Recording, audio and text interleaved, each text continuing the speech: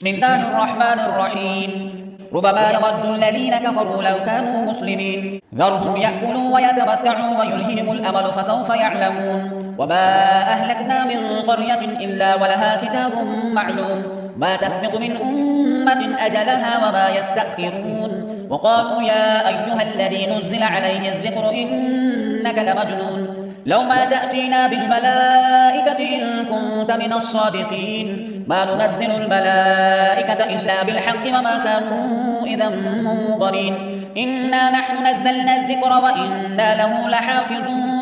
ولقد أرسلنا من قبلك في شيع الأولين وما يأتيهم من رسول إلا كانوا به يستهزئون. كذلك نسلكه في قلوب المجرمين لا يؤمنون به وقد خلت سنة الأولين. ولو فتحنا عليهم بابا من السماء فظلوا فيه يعرجون لقالوا إنما سكرت أبصارنا بل نحن قوم مسحورون. ولقد جعلنا في السماء بروجا وزيناها للناظرين وحفظناها من كل شيطان رجيم إلا من استرق السمع فأتبعه شهاب مبين. والأرض مددناها وألقينا فيها رواسي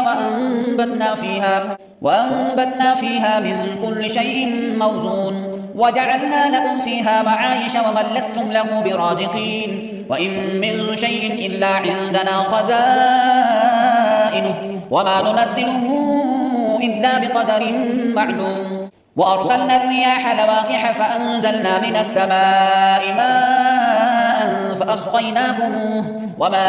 أنتم له بخازنين. وإنا لنحن نحيي ونميت ونحن الوارثون. ولقد علمنا المستقدمين منكم ولقد علمنا المستأخرين وإن ربك هو يحشرهم إنه حكيم عليم. ولقد خلقنا الإنسان من صلصال من حمأ مسنون والجان خلقناه من قبل من نار السموم. وإذ قال ربك للملائكة إني خالق بشرا من صلصال من حمأ مسنون فإذا سويته ونفخت فيه من روحي فقعوا له ساجدين. فسجد الملائكة كلهم أجمعون إلا إبليس أبى أن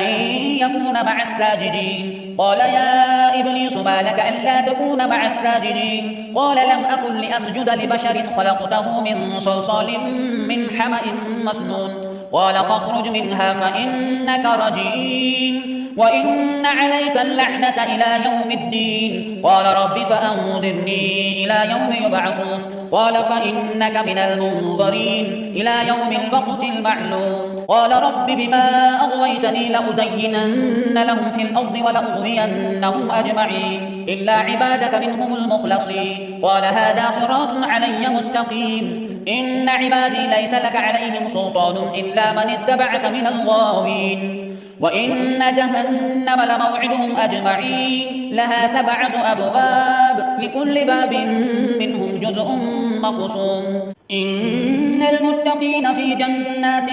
وعيون ادخلوها بسلام آمنين. ونزعنا ما في صدورهم من غل إخوانا على سرر متقابلين لا يمسهم فيها نصب وما هم منها بمخرجين. نبئ عبادي أني أنا الغفور الرحيم وأن عذابي هو العذاب الأليم. ونبئهم عن ضيف إبراهيم إذ دخلوا عليه فقالوا سلاما قال إنا منكم وجلون. قالوا لا توجل إنا نبشرك بغلام عليم. قال أبشرتموني على أن مسني الكبر فبم تبشرون؟ قالوا بشرناك بالحق فلا تكن من القانتين. قال ومن يقنط من رحمة ربه إلا الضالون. قال فما خطبكم أيها المرسلون؟ قالوا إنا أرسلنا إلى قوم مجرمين إلا آل لوط إنا لمنجوهم أجمعين إلا امرأته قدرنا إنها لمن الغابرين. فلما جاء آل لوط المرسلون قال إنكم قوم منكرون. قالوا بل جئناك بما كانوا فيه يمترون وأتيناك بالحق وإنا لصادقون. فأسر بأهلك بقطع من الليل واتبع أدبارهم ولا يلتفت منكم أحد وامضوا حيث تؤمرون وقضينا إليه ذلك الأمر أن دابر هؤلاء مقطوع مصبحين وجاء أهل المدينة يستبشرون قال إن هؤلاء ضيفي فلا تفضحون واتقوا الله ولا تخزون قالوا أولم ننهك عن العالمين قال هؤلاء بناتي إن كنتم فاعلين لعمرك إنهم لفي سكرتهم يعمهون فأخذتهم الصيحة مشرقين فجعلنا عاليها سافلها وأمطرنا عليهم حجارة من سجيل إن في ذلك لآيات للمتوسمين وإنها لبسبيل مقيم إن في ذلك لآية للمؤمنين وإن كان أصحاب الأيكة لظالمين فانتقمنا منهم وإنهما لبإمام مبين ولقد كذب أصحاب الحجر المرسلين وآتيناهم آياتنا فكانوا عنها معرضين وكانوا ينحتون من الجبال بيوتا آمنين فأخذتهم الصيحة مصبحين فما أغنى عنهم ما كانوا يكسبون وما خلقنا السماوات والأرض وما بينهما إلا بالحق وإن الساعة لآتية فاصفح الصفح الجميل إن ربك هو الخلاق العليم ولقد آتيناك 7 من المثاني والقرآن العظيم لا تمدن عينيك إلى ما متعنا به أزواجا منهم ولا تحزن عليهم واخفض جناحك للمؤمنين وقل إني أنا النذير المبين كما أنزلنا على المقتسمين الذين جعلوا القرآن عظيم فوربك لنسألنهم أجمعين عما كانوا يعملون فاصدع بما تؤمر وأعرض عن المشركين إنا كفيناك المستهزئين الذين يجعلون مع الله إلها آخر فسوف يعلمون ولقد نعلم أنك يضيق صدرك بما يقولون فسبح بحمد ربك وكن من الساجدين واعبد ربك حتى يأتيك اليقين بسم الله الرحمن الرحيم أتى أمر الله فلا تستعجلوه سبحانه وتعالى عما يشركون ينزل الملائكة بالروح من أمره على من يشاء من عباده أن أنذروا أنه لا إله إلا أنا فاتقون خلق السماوات والأرض بالحق تعالى عما يشركون خلق الإنسان من نطفة فإذا هو خصيم مبين والأنعام خلقها لكم فيها دفء ومنافع ومنها تأكلون ولكم فيها جمال حين تريحون وحين تفرحون وتحمل أثقالكم إلى بلد لم تكونوا بالغيه إلا بشق الأنفس إن ربكم لرؤوف رحيم والخيل والبغال والحمير لتركبوها وزينة ويخلق ما لا تعلمون وعلى الله قصد السبيل ومنها جائر ولو شاء لهداكم أجمعين هو الذي أنزل من السماء ماء لكم منه شراب ومنه شجر فيه تسيمون ينبت لكم به الزرع والزيتون والنخيل والأعناب ومن كل الثمرات إن في ذلك لآية لقوم يتفكرون وسخر لكم الليل والنهار والشمس والقمر والنجوم مسخرات بأمره إن في ذلك لآيات لقوم يعقلون وما ذرأ لكم في الأرض مختلفا ألوانه إن في ذلك لآية لقوم يذكرون وهو الذي سخر البحر لتأكلوا منه لحما طريا وتستخرجوا منه حلية تلبسونها وترى الفلك مواخر فيه ولتبتغوا من فضله ولعلكم تشكرون وألقى في الأرض رواسي أن تميد بكم وأنهارا وسبلا لعلكم تهتدون وعلامات وبالنجم هم يهتدون أفمن يخلق كمن لا يخلق أفلا تذكرون وإن تعدوا نعمة الله وإن تعدوا نعمة الله لا تحصوها إن الله لغفور رحيم والله يعلم ما تسرون وما تعلنون والذين يدعون من دون الله لا يخلقون شيئا وهم يخلقون أموات غير أحياء وما يشعرون أيان يبعثون إلهكم إله واحد فالذين لا يؤمنون بالآخرة قلوبهم منكرة وهم مستكبرون لا جرم أن الله يعلم ما يسرون وما يعلنون إنه لا يحب المستكبرين وإذا قيل لهم ماذا أنزل ربكم قالوا أساطير الأولين ليحملوا أوزارهم كاملة يوم القيامة ومن أوزار الذين يضلونهم بغير علم ألا ساء ما يزرون قد مكر الذين من قبلهم فأتى الله بنيانهم من القواعد فخر عليهم السقف من فوقهم وأتاهم العذاب من حيث لا يشعرون ثم يوم القيامة يخزيهم ويقول أين شركائي الذين كنتم تشاقون فيهم قال الذين أوتوا العلم إن الخزي اليوم والسوء على الكافرين الذين تتوفاهم الملائكة ظالمي أنفسهم فألقوا السلم ما كنا نعمل من سوء بلى إن الله عليم بما كنتم تعملون فادخلوا أبواب جهنم خالدين فيها فلبئس مثوى المتكبرين وقيل للذين اتقوا ماذا أنزل ربكم قالوا خيرا للذين أحسنوا في هذه الدنيا حسنة ولدار الآخرة خير ولنعم دار المتقين جنات عدن يدخلونها تجري من تحتها الأنهار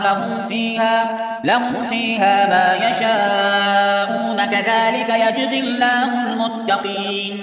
الذين تتوفاهم الملائكة طيبين يقولون سلام عليكم ادخلوا الجنة بما كنتم تعملون هل ينظرون إلا أن تأتيهم الملائكة أو يأتي أمر ربك كذلك فعل الذين من قبلهم وما ظلمهم الله ولكن كانوا أنفسهم يظلمون فأصابهم سيئات ما عملوا وحاق بهم ما كانوا به يستهزئون وقال الذين أشركوا لو شاء الله ما عبدنا من دونه من شيء نحن ولا آباؤنا ولا حرمنا من دونه من شيء كذلك فعل الذين من قبلهم فهل على الرسل إلا البلاغ المبين ولقد بعثنا في كل أمة رسولا أن اعبدوا الله واجتنبوا الطاغوت فمنهم من هدى الله ومنهم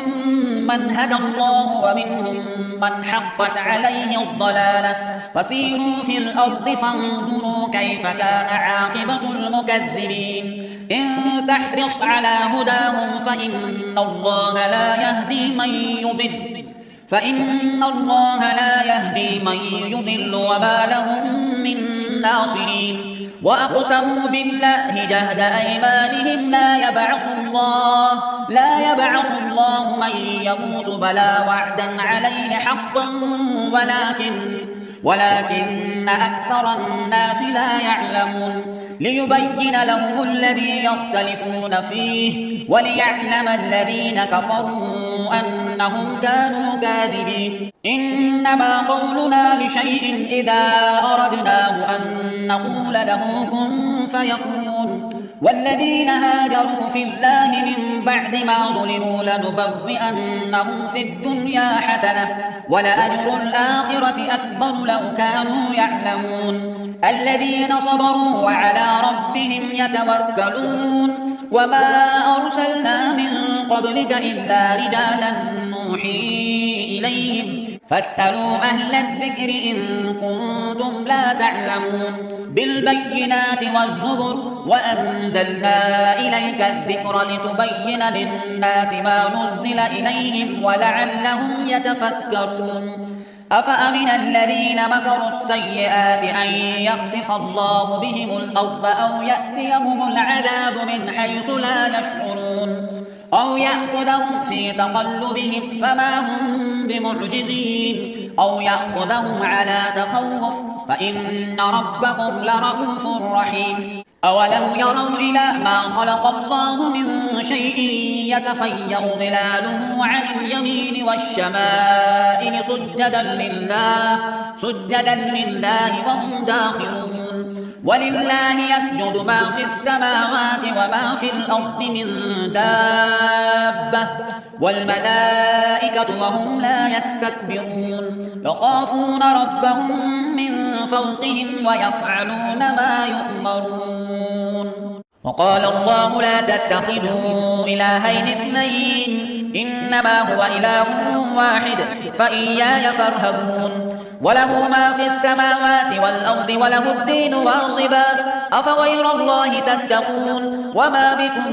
من نعمة فمن الله ثم إذا مسكم الضر فإليه تجأرون ثم إذا كشف الضر عنكم إذا فريق منكم بربهم يشركون ليكفروا بما آتيناهم فتمتعوا فسوف تعلمون ويجعلون لما لا يعلمون نصيبا مما رزقناهم تالله لتسألن عما كنتم تفترون ويجعلون لله البنات سبحانه ولهم ما يشتهون وإذا بشر أحدهم بالأنثى ظل وجهه مسودا وهو كظيم يتوارى من القوم من سوء ما بشر به أيمسكه على هون أم يدسه في التراب ألا ساء ما يحكمون للذين لا يؤمنون بالآخرة مثل السوء ولله المثل الأعلى وهو العزيز الحكيم ولو يؤاخذ الله الناس بظلمهم ما ترك عليها من دابة ولكن يؤخرهم إلى أجل مسمى فإذا جاء أجلهم لا يستأخرون ساعة ولا يستقدمون ويجعلون لله ما يكرهون وتصف ألسنتهم الكذب أن لهم الحسنى لا جرم أن لهم النار وأنهم مفرطون تالله لقد أرسلنا إلى أمم من قبلك فزين لهم الشيطان أعمالهم فهو وليهم اليوم ولهم عذاب أليم وما أنزلنا عليك الكتاب إلا لتبين لهم الذي اختلفوا فيه وهدى ورحمة لقوم يؤمنون والله أنزل من السماء ماء فأحيا به الأرض بعد موتها إن في ذلك لآية لقوم يسمعون وإن لكم في الأنعام لعبرة نسقيكم مما في بطونه من بين فرث ودم لبنا خالصا سائغا للشاربين ومن ثمرات النخيل والأعناب تتخذون منه سكرا ورزقا حسنا إن في ذلك لآية لقوم يعقلون وأوحى ربك إلى النحل أن اتخذي من الجبال بيوتا ومن الشجر ومما يعرشون ثم كلي من كل الثمرات فاسلكي سبل ربك ذللا يخرج من بطونها شراب مختلف ألوانه فيه شفاء للناس إن في ذلك لآية لقوم يتفكرون والله خلقكم ثم يتوفاكم ومنكم من يرد إلى أرذل العمر لكي لا يعلم بعد علم شيئا إن الله عليم قدير والله فضل بعضكم على بعض في الرزق فما الذين فضلوا براد رزقهم على ما ملكت أيمانهم فهم فيه سواء أفبنعمة الله يجحدون والله جعل لكم من أنفسكم أزواجا وجعل لكم من أزواجكم بنين وحفدة ورزقكم من الطيبات أفبالباطل يؤمنون وبنعمة الله هم يكفرون ويعبدون من دون الله ما لا يملك لهم رزقا من السماوات والأرض شيئا ولا يستطيعون فلا تضربوا لله الأمثال إن الله يعلم وأنتم لا تعلمون ضرب الله مثلا عبدا مملوكا لا يقدر على شيء ومن رزقناه منا رزقا حسنا فهو ينفق منه سرا وجهرا هل يستوون الحمد لله بل أكثرهم لا يعلمون وضرب الله مثلا رجلين أحدهما أبكم لا يقدر على شيء وهو كل على مولاه أينما يوجهه لا يأتي بخير هل يستوي هو ومن يأمر بالعدل وهو على صراط مستقيم ولله غيب السماوات والأرض وما أمر الساعة إلا كلمح البصر أو هو أقرب إن الله على كل شيء قدير والله أخرجكم من بطون أمهاتكم لا تعلمون شيئا وجعل لكم السمع والأبصار والأفئدة لعلكم تشكرون ألم يروا إلى الطير مسخرات في جو السماء ما يمسكهن إلا الله إن في ذلك لآيات لقوم يؤمنون والله جعل لكم من بيوتكم سكنا وجعل لكم من جلود الأنعام بيوتا تستخفونها يوم ضعنكم ويوم إقامتكم ومن أصوافها وأوبارها وأشعارها أثاثا ومتاعا إلى حين والله جعل لكم مما خلق ظلالا وجعل لكم من الجبال أكنانا وجعل لكم سرابيل تقيكم الحر وسرابيل تقيكم بأسكم كذلك يتم نعمته عليكم لعلكم تسلمون فإن تولوا فإنما عليك البلاغ المبين يعرفون نعمة الله ثم ينكرونها وأكثرهم الكافرون ويوم نبعث من كل أمة شهيدا ثم لا يؤذن للذين كفروا ولا هم يستعتبون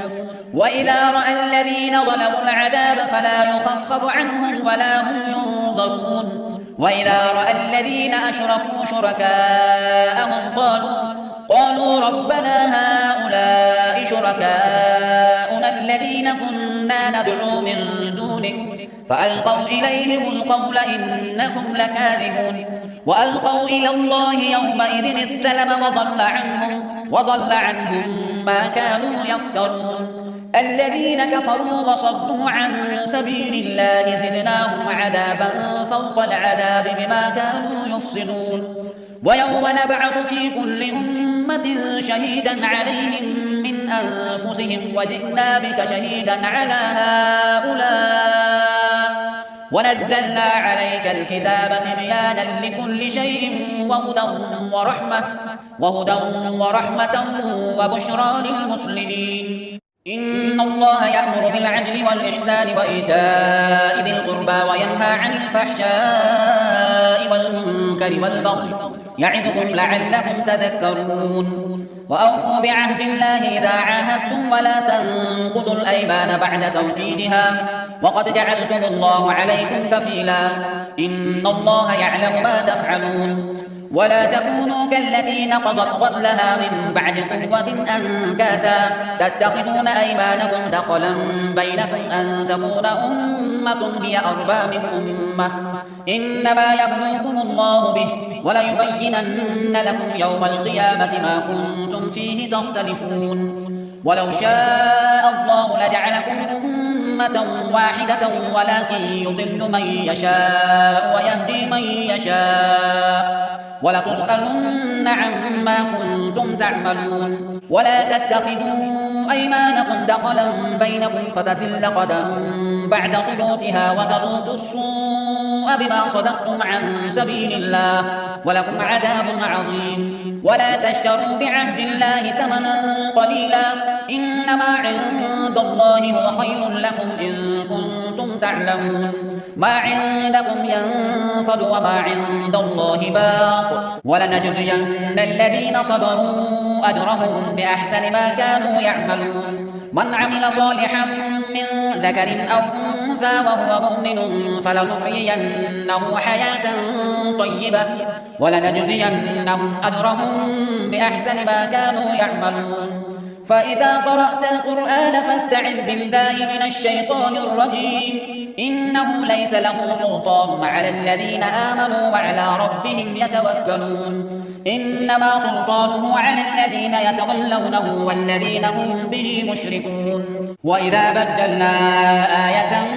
مكان آية والله أعلم بما ينزل قالوا إنما أنت مفتر بل أكثرهم لا يعلمون. قل نزله روح القدس من ربك بالحق ليثبت الذين آمنوا وهدى وبشرى للمسلمين. ولقد نعلم أنهم يقولون إنما يعلمه بشر لسان الذي يلحدون إليه أعجمي وهذا لسان عربي مبين. إن الذين لا يؤمنون بآيات الله لا يهديهم الله ولهم عذاب أليم. إنما يفتري الكذب الذين لا يؤمنون بآيات الله وأولئك هم الكاذبون. من كفر بالله من بعد إيمانه إلا من أكره وقلبه مطمئن